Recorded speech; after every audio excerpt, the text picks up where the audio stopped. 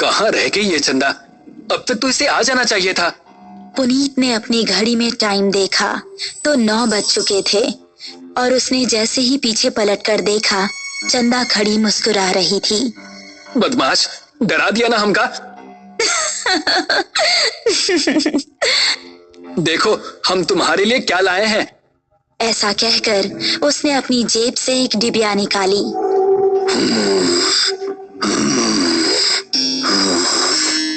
तभी उन दोनों को किसी के सांस लेने की भयानक आवाज सुनाई दी।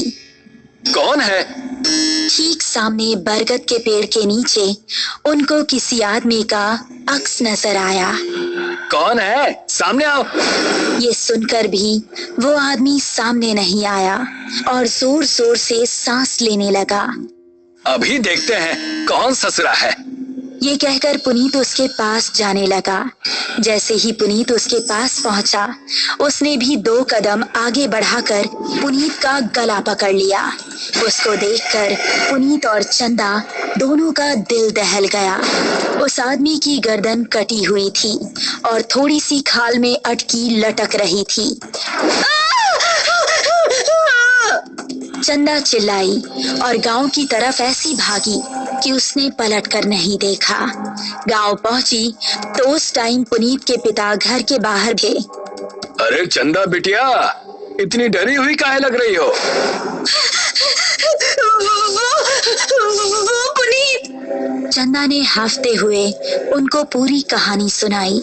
पुनीत के पिता ने अपने साथ कुछ आदमियों को लिया और चंदा उन सभी को लेकर उसी जगह पर पहुंच गई।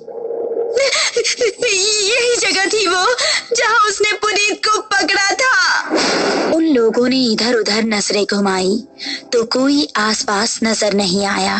तभी चंदा की गर्दन पर ऊपर से कुछ टपका। उसने हाथ लगाकर देखा तो वो खून था।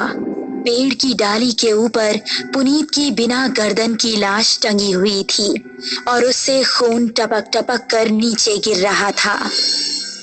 शहर से दूर एक छोटा सा गांव सरूपुर। रात के समय सभी अपने अपने घरों में आराम कर रहे थे। बाबूजी, हम जरा अपने दोस्त महेश से मिलकर आ रहे हैं। उसकी तबीयत जरा ठीक नहीं है ना? ठीक है, लेकिन जल्दी आना। जी बाबूजी। ऐसा कहकर वो खुश होता हुआ घर से निकल गया। आज तो सारे दोस्त मिलकर मस्त पार्टी करेंगे, मजा आ जाएगा। जंगल का रास्ता पकड़ लेता हूँ, जल्दी पहुँच जाऊंगा। अभी वो जंगल में आगे बढ़ ही रहा था कि पीछे से उसको आवाज आई। अकेले ही पार्टी करने जा रहे हो? हमका साथ लेकर नहीं चलना है क्या? अरे अर्पणा और दिव्या, तुम दोनों क्यों हर बार हमारे पीछे पड़ जाती हो? हमका साथ लेकर चलते हो कि बोले अभी तुम्हारे बाबूजी से? अरे नहीं नहीं मेरी माँ, चलो मेरे साथ। थोड़ी देर चलने के बाद वो तीनों एक जगह पहुँचे जहाँ रामू और महेश बैठे हुए थे। अबे ये क्या, तू फिर से लड़कियों को साथ ले आया? क्या करता है यार, हर बार की तरह इस बार भी धमकाने लगी थी दोनों। अब क्या करें, हम दोनों को भी अब पार्टी की आदत पड़ गई है। चलो थोड़ी सी शराब पी ली जाए। उसने पास ही रखी बोतल खोली और गिलासों में शराब पलटने लगा।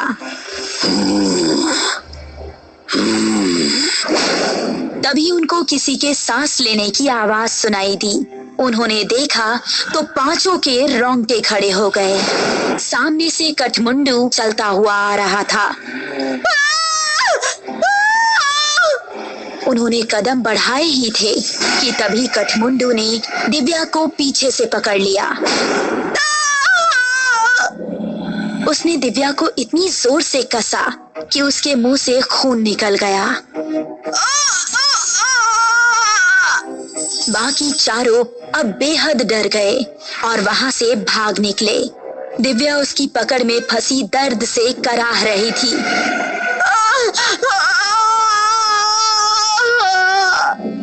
उसने दिव्या को जमीन पर धक्का दिया और उसके ऊपर आ गया।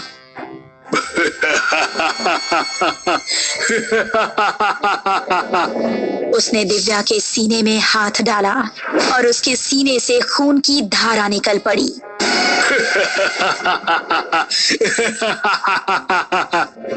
बाकी चारों इतना डर चुके थे कि उनको खबर भी नहीं थी कि वो किस दिशा में भाग रहे हैं। वो काफी देर तक भागते रहे। अब अपर्णा की हालत खराब हो चुकी थी। वो आ जाएगा, रुकने का समय नहीं है। ऐसे कब तक भागते रहेंगे? हम जा कहाँ रहे हैं, कोई बताएगा? हम रास्ता भूल चुके हैं, हमें नहीं पता कि गांव किस तरफ है। क्या कह रहे हो तुम? फिर तो हम सबका बचना नामुमकिन है। तभी पेड़ के ऊपर से एक हाथ आया और उसने महेश का गला पकड़ लिया। ये हाथ कटमुंडू का ही था। राकेश ने महेश का पैर पकड़कर उसे बचाना चाहा, लेकिन कटमुंडू ने उसको पूरी तरह से ऊपर खींच लिया और वो तीनों चिल्लाते हुए वहां से भाग निकले। वो देखो, सामने वो घर, उसके अंदर चलते हैं। वो तीनों एक घर के अंदर घुस गए और राकेश ने जल्दी से दरवाजा बंद कर दिया।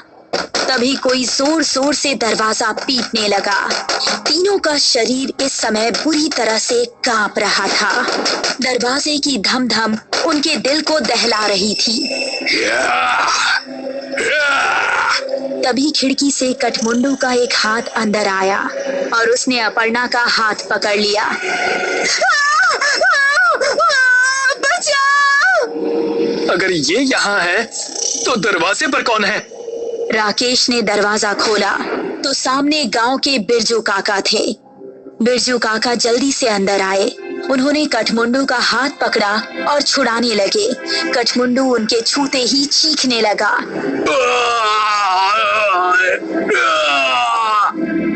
वो चीखता चिल्लाता हुआ वहां से भाग गया। तुम ठीक तो हो अर्पणा?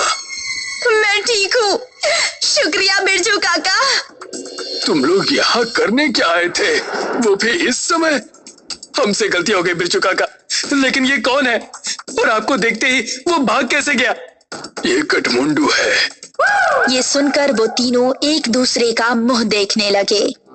बहुत सालों पहले हमारे गांव में एक डाकू पल्लव सिंह का बड़ा खौफ था। गांव में एक बूढ़ी औरत रहती थी जिसका एक ही बेटा था। उसने धूमधाम से अपने बेटे की शादी की। शादी के अगले ही दिन डाकू पल्लव सिंह ने हमला बोल दिया। उसने पति और पत्नी दोनों को मार डाला और सारे गहने लूट लिए। अपने बेटे और बहू को मरता देख बुढ़िया तड़प उठी। पल्लव सिंह, जिस सोने के लिए तूने मेरा परिवार उजाड़ दिया, यही सोना तेरे लिए अभिशाप बन जाएगा। तू कभी नहीं मरेगा, सिर्फ भटकता रहेगा और इस सोने से हमेशा दूर भागेगा। ये सुनते ही पल्लव सिंह हंसता हुआ वहां से चला गया। कुछ दिन बाद पल्लव सिंह के ही एक आदमी ने उस पर हमला कर दिया। वो उसकी जगह सरदार बनना चाहता था, लेकिन पल्लव सिंह तलवार के हमले से भी नहीं मरा। उसकी गर्दन आधी ही कटी और थोड़ी सी खाल में अटक कर रह गई। उसने अपने सभी साथियों को मार गिराया। उसने अपने उंगलियों में जितनी भी सोने की अंगूठियां पहनी थी वो गर्म होने लगी और उसके हाथ जलने लगे। बुढ़िया का श्राप अब शुरू हो गया था। उसने सभी अंगूठियां उतार फेंकी और जंगल में भाग गया। तब से अब तक वो जंगल में ही रहता है। मेरे छूने से वो इसलिए भाग गया क्योंकि मेरे हाथ में ये सोने का कड़ा है।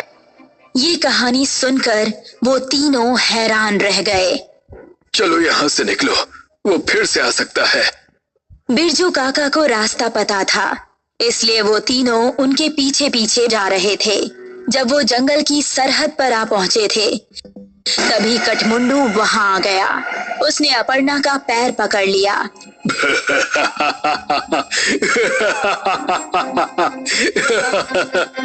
तभी राकेश ने बिरजू काका के गले पर नजर डाली। उनके गले में एक सोने की चेन भी थी।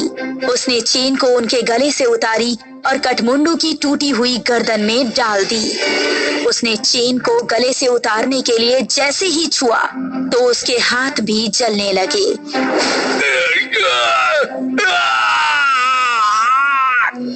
वो वहां से भाग निकला।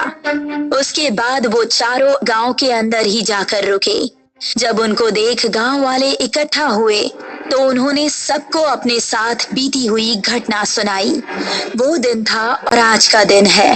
गांव के सभी लोग हमेशा अपने साथ सोने की कोई ना कोई चीज जरूर रखते हैं और अभी भी उनको जंगल में कहीं ना कहीं कठमुंडू नजर आता ही रहता है।